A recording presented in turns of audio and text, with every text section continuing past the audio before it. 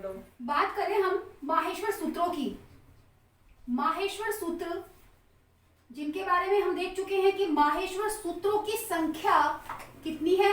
माहेश्वर सूत्रों की संख्या 14 है। माहेश्वर सूत्रों से अगर सरलतम प्रश्न आता है तो सबसे पहला प्रश्न यही बनता है कि माहेश्वर सूत्र कति सन्ति। माहेश्वर सूत्र कितने होते हैं? माहेश्वर सूत्र 14 होते हैं, जिन्हें संस्कृत में कहा जाता है चतुर्दश। ध्यान रखना, क्योंकि संस्कृत भाषा जब है तो हमें ऑप्शन बी संस्कृत में ही मिलेगा। इन्हें कहा जाता है चतुर्दश। अब देखते हैं कि इनकी हमारे व्याकरण में इनकी क्या भूमिका है, किस तरह से हमें ये व्याकरण के अंदर प्रवेश करवाते हैं। तो 14 माहेश्वर सूत्रों में से पहला माहेश्वर सूत्र देखिए, ए ई उ अणे, अणे पे हलंत है। दूसरा री, री और कर, इसी तरह क पे भी हलंत है। तीसरा ए ओ अंगय, अंगय को भी हलंत किया गया है। चौथा है आई औ च, आई औ च भी हलंत है। ये जो 4 सूत्र हैं, इन चारों सूत्रों को देखना ध्यान से, और देखना इसकी शुरुआत होती है ऐसे और इन 4 सूत्रों का अंत होता है च पे। ये अपना ए है और ये अपना च है, तो इनको सम्मिलित रूप से हम अच कह देते हैं। क्या कहते हैं? अच कहते हैं, यानी कि इनका नाम अच प्रत्याहार है। क्या है? अच प्रत्याहार। अब ये अच क्या है और प्रत्याहार क्या होता है ये देखते हैं। अच का अर्थ होता है, संस्कृत में अच कहा जाता है स्वरों को, ठीक है। और प्रत्याहार का मतलब क्या होता है?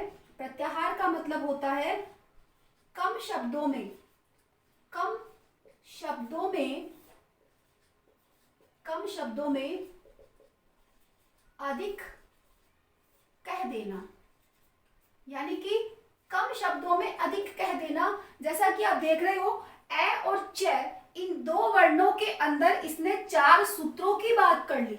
4 सूत्रों की बात सिर्फ इन 2 वर्णों में कर ली है। तो प्रत्याहार का मतलब होता है कम शब्दों में अधिक कह देना।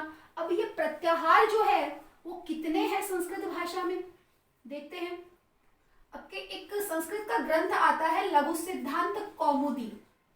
लघु सिद्धांत कौमुदी, लघु सिद्धांत कौमुदी, जिसकी रचना किसने की थी? इसकी रचना की थी वरदराज ने। वरदराज का ग्रंथ है लघु सिद्धांत कौमुदी। प्रश्न ये भी पूछा गया है कि लघु सिद्धांत कौमुदी कस्य रचना अस्ति, तो लघु सिद्धांत कौमुदी वरदराजस्य रचना अस्ति, ठीक है। तो लघु सिद्धांत कौमुदी के अनुसार प्रत्याहारों की संख्या 42 है। कितनी है? 42, जिसे संस्कृत में कहेंगे द्विचत्वारिंशत्। प्रश्न किसी भी तरह से आए, अपना प्रश्न गलत नहीं होना चाहिए। आपसे यह भी पूछा जा सकता है कि लघु सिद्धांत कौमुदी के अनुसार प्रत्याहारों की संख्या कितनी है? 42 है। ध्यान रहे, संस्कृत में उन्हें द्विचत्वारिंशत् भी कहा जाता है। अब वापस आते हैं, तो इन 4 सूत्रों को सम्मिलित रूप से अच कहा जाता है। अच का अर्थ होता है स्वर। तो देखना इसमें स्वर कौन कौन से हैं और कितने स्वर होते हैं अच प्रत्याहार में। अच प्रत्याहार में कितने स्वर हैं देखिए, 1 2 3। ए के बाद में ई के बाद में उ। अब इसमें अणे को नहीं गिना जाएगा। क्यों नहीं गिना जाएगा? क्योंकि अणे हलंत है और माहेश्वर सूत्रों में जो हलंत वर्ण होते हैं, जो अंतिम वर्ण होते हैं, उनकी इत संज्ञा हो जाती है और उनको इसमें नहीं गिना जाता।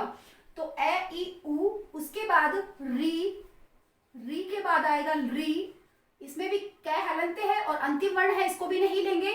फिर आगे बढ़ते हैं, ए ओ और आई और औ। इस प्रकार कुल स्वर कितने हुए? 1 2 3 4 5 6 7 8 9, कुल हुए 9 स्वर। किसमें हुए 9 स्वर? 9 स्वर हुए सिर्फ आपके अच प्रत्याहार में। अच प्रत्याहार में 9 स्वर हुए।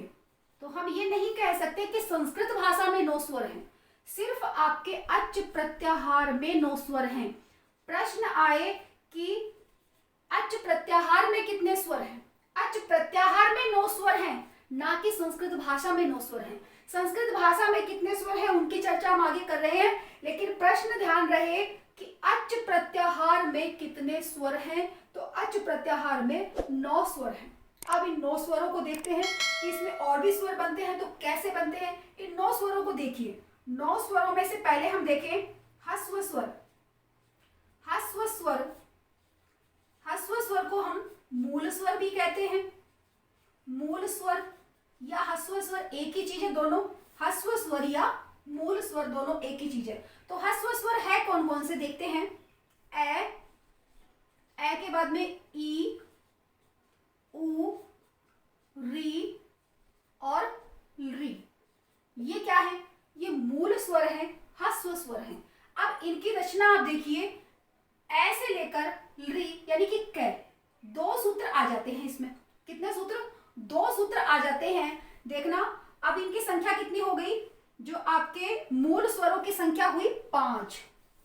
अब इन 5 जो स्वर आए हैं इनको सम्मिलित रूप से अक प्रत्याहार भी कह सकते हैं। क्या कह सकते हैं? अक प्रत्याहार। क्यों? क्योंकि इनकी रचना कहाँ हुई है?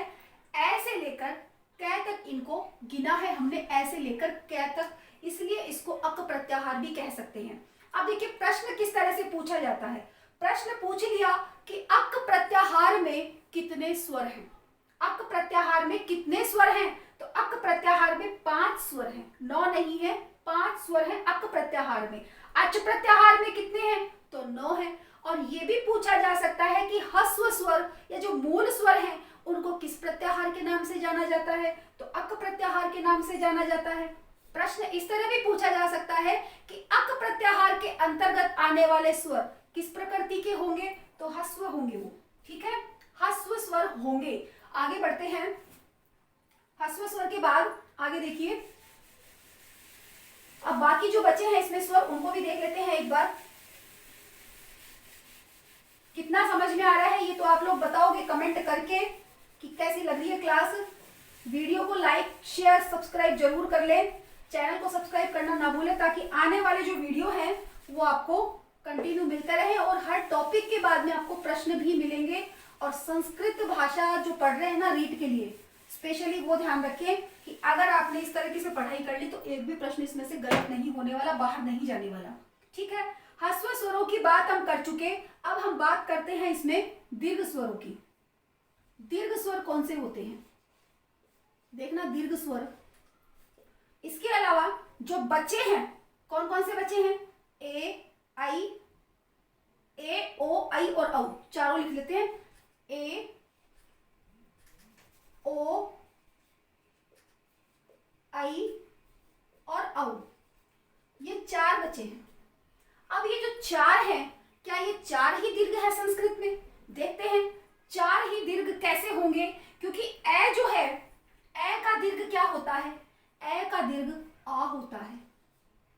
इसी तरह से जो छोटी ई है उसका दीर्घ बड़ी ई होता है। छोटा ऊ है उसका दीर्घ बड़ा ऊ होता है। री का दीर्घ भी संस्कृत में दीर्घ री मानी जाती है, लेकिन जो री है आपके ह्स्व स्वर में री था उसका दीर्घ नहीं होता।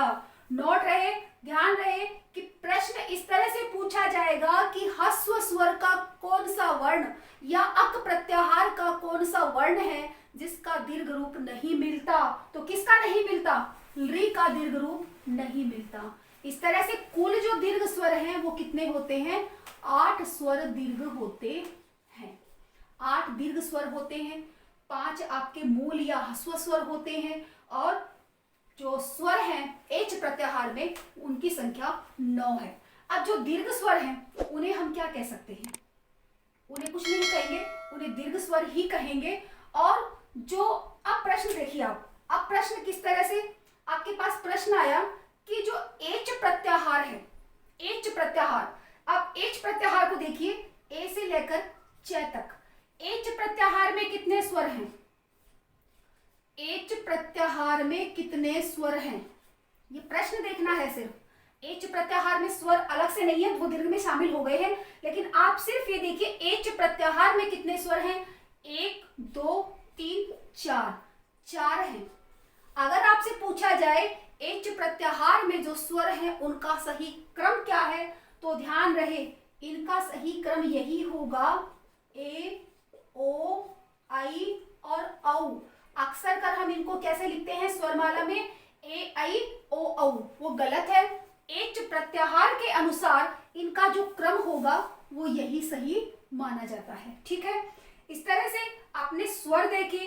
अब हम कह सकते हैं संस्कृत भाषा में कुल कितने स्वर हुए। अब आप लोग बताइए कि संस्कृत भाषा में कुल कितने स्वर, संस्कृत भाषा में कुल कितने स्वर हो गए, किस तरह से, कौन कौन से जोड़ेंगे। संस्कृत भाषा में कुल स्वर, ह्रस्व कितने, 5 और दीर्घ कितने, 8। तो 5 + 8 बराबर 13 स्वर आपके संस्कृत भाषा में पूरे होते हैं। कितने स्वर, 13 स्वर होते हैं संस्कृत भाषा में, जिसमें से 5 आपके ह्रस्व स्वर या मूल स्वर हैं जिन्हें अक प्रत्याहार कहा जाता है, 8 आपके दीर्घ स्वर हैं जिसके अंदर आपका एच प्रत्याहार शामिल है, और बाकी जो 4 दीर्घ बने हैं वो आपके अक वाले प्रत्याहार से ही दीर्घ बने हैं। अब एक प्रश्न यहाँ पर इस तरह से और पूछा जाता है कि जो अक प्रत्याहार है उसमें कितने माहेश्वर सूत्र काम में लिए गए, अक प्रत्याहार में कितने माहेश्वर सूत्र प्रयोग हुए हैं। तो अक प्रत्याहार में देखिए सूत्र नंबर 1 और 2, कौन बता रहा है अक प्रत्याहार को, अक प्रत्याहार है इन 2 सूत्रों से अक प्रत्याहार। ठीक है, और नंबर 3 और 4 जो बताने वाला है वो है आपका एच प्रत्याहार। ध्यान रहे सूत्र पूछा जा सकता है, नंबर पूछे जा सकते हैं, कितने सूत्र काम में लिए वो पूछा जा सकता है। पूछा जाए कि अच प्रत्याहार में कितने माहेश्वर सूत्रों का प्रयोग हुआ, अच प्रत्याहार पूरा एक साथ देखिए अ से लेकर च तक, तो 4 माहेश्वर सूत्र आते हैं किसमें, अच प्रत्याहार में। प्रश्न इस तरह से आ जाए कि अच प्रत्याहार में कितने माहेश्वर सूत्रों का प्रयोग हुआ, 4 माहेश्वर सूत्रों का, अक प्रत्याहार में 2 का, एच प्रत्याहार में भी 2 का। क्रम पूछा जाए तो एच में 3 और 4 हैं, अक में 1 और 2 हैं, और अच में आपके 1 से लेकर 4 तक के प्रत्याहार हैं। इस तरह से हमने 4 माहेश्वर सूत्रों के बारे में पढ़ लिया है और आपको समझ में आ गया होगा कि संस्कृत भाषा में स्वरों की संख्या कितनी है। आगे हम बात करेंगे व्यंजनों की और बाकी बचे हुए 10 माहेश्वर सूत्रों की, लेकिन अगली क्लास में। और अगली क्लास अगर आप लोगों को देखनी है तो चैनल को सब्सक्राइब कर ले ताकि वीडियो आने से पहले आप लोगों को नोटिफिकेशन मिल जाए। इसको आप स्क्रीनशॉट लेना चाहो तो ले लीजिए आप लोग। और वीडियो देखने के लिए धन्यवाद।